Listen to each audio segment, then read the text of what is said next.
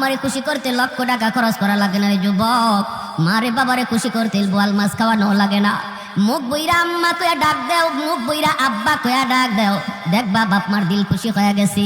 আল্লাহ কয় বান্দা তুই তোর মারে খুশি করলি না, যেন আমি আরশের মালিক রে খুশি কইরা নিলি।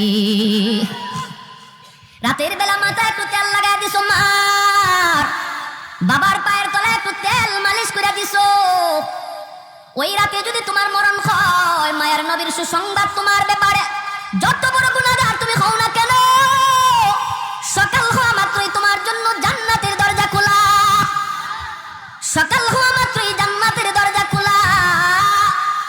আর একজন যদি জীবিত থাকে, একজনকে খুশি করো, একটা জান্নাতের দরজা তোমার জন্য খোলা। এরপরে নবী বলেন আমান আসবাহা গাসিয়ান লিল্লাহি ফি ওয়ালিদাইহি আসবাহা লাহু বাবান মাফতুহান মিনান নার। আর যদি কোনো সন্তান রাতের বেলা মারে কষ্ট দেয়, বাবার কলিজায় আঘাত দিয়ে রাতে ঘুমায়, অথচ বাবার কাছে মাপ চাইল না, এমন কথা বলল যেই কথায় বাবার কলিজায় লাগছে, মার কলিজায় লাগছে, এরপরও মার কাছে মাপ চায় নাই, বউ বাচ্চা নিয়ে ঘুমায় পড়ছে। মায়ার নবী দয়ার নবী বলেন তুমি যত বড় হাজি সাবার নামাজি হও, সকাল হওয়া মাত্রই তোমার জন্য জাহান্নামের দুইটা দরজা খোলা। কিলা ইয়া রাসূলুল্লাহ ওয়া ইন যালামা।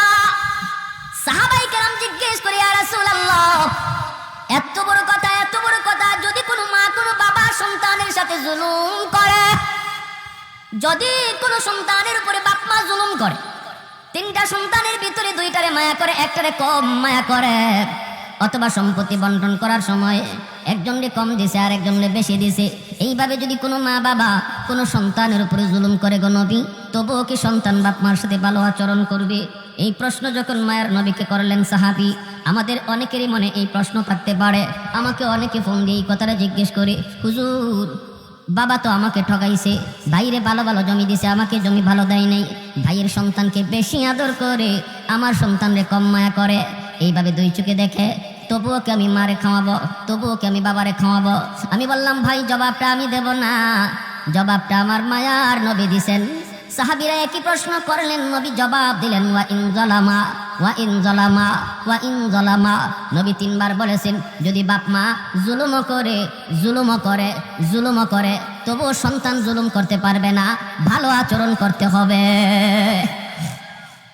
একমাত্র কারণ হলো তিনি আমার মা, একমাত্র কারণ তিনি আমার বাবা, একমাত্র কারণ তিনি আমার বাবা, তিনি আমার মা। তার উসিলায় আমি দুনিয়া দেখেছি, তার উসিলায় আমি বড় হয়েছি, তার উসিলায় আমি আজকে ম্যাজিস্ট্রেট, তাদের উসিলায় আজকে আমি ডাক্তার, তাদের উসিলায় আজকে আমি শিল্পপতি। আল্লাহ পাক খালিক আর মালিক, বাপ মা হলো উসিলা, ঠিক কিনা জোরে বলেন? এজন্য আল্লাহ পাক রব্বুল আলামিন পবিত্র কোরআনের সূরাতুল লুকমানের মধ্যে তিনি বলেন আনিশকুরলি ওয়ালি ওয়ালিদাইক, আমি আল্লাহর শুকরিয়া আদায় করো, সাথে সাথে তোমরা তোমাদের মা বাবার শুকরিয়া আদায় করো, সাথে সাথে বলছেন বাপ মার শুকরিয়া আদায় করো, কারণ আমি খালিক আর মা বাবা তোমাদের দুনিয়া আসার উসিলা।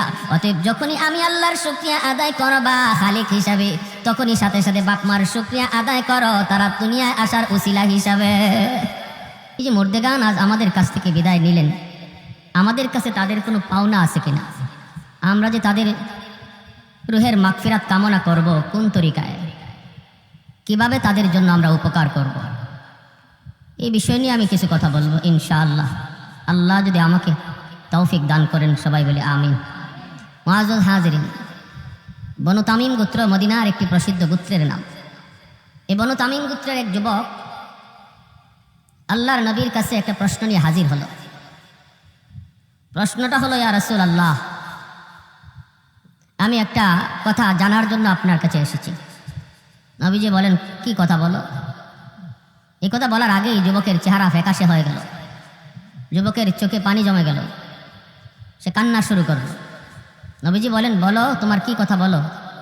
তখন বলতেছি ইয়া রাসূলুল্লাহ, আমার জিজ্ঞাসা হলো মানুষ মারা যাওয়ার পর ওই মৃত ব্যক্তির জন্য আমরা যারা জীবিত আমাদের পক্ষ থেকে কোনো খেদমত করার সুযোগ আসেনি। আমরা তো জীবিত মানুষের খেদমত করি, কিন্তু ওই যুবক নবীজির কাছে প্রশ্ন রাখল মৃত মানুষের জন্য খেদমতের কোনো ব্যবস্থা আছে কিনা। নবীজি বললেন কেন বলো? এই কথা বলতেই বলে ইয়া রাসূলুল্লাহ, আমি একজন অসহায় এক যুবক, আমি আমার মা বাবার গর্ভে একমাত্র সন্তান, আমার মা আমার বাবা বড় কষ্ট করে আমাকে লালন পালন করেছেন।